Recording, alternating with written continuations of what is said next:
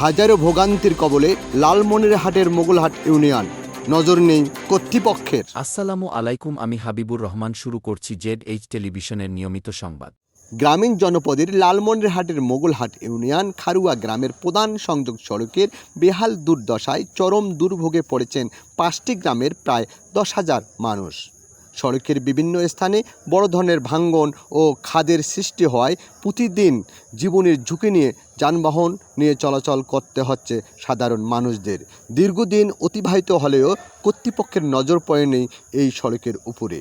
বর্ষা মৌসুমে ধরলা নদীর পানি বৃদ্ধিতে বন্যার পরিস্থিতি আরও ভয়াবহ আকার ধারণ করায় ধরলা নদীর পূর্ব পাশের বেড়িবাঁধ সংলগ্ন বোয়ালমারি মসজিদ থেকে খারুয়া বাজার পর্যন্ত প্রায় 3 কিলোমিটার সড়কের বিভিন্ন স্থানে ভাঙন দেখা দিয়েছে। কোথাও কোথাও সড়কের দুই পাশে মাটি ধসে পাশের জমিতে পড়ে গেছে, ফলে মোটরসাইকেল, ভ্যান, রিক্সাসহ সকল যানবাহন চলাচল প্রায় অসম্ভব হয়ে পড়েছে।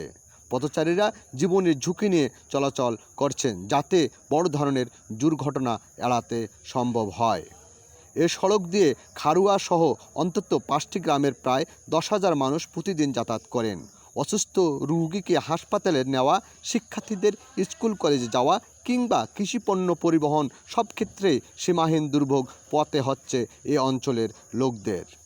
মাননীয় দুর্যোগ ব্যবস্থাপনা ও ত্রাণ মন্ত্রী প্রয়োজনীয় গাইড ওয়াল নির্মাণ করে সড়কটি পাকাকরণ উদ্যোগ নিলে হাজার হাজার জনতার দুর্ভোগ থেকে মুক্তি পাবেন, এমনটাই প্রত্যাশা করেন স্থানীয় এলাকাবাসী।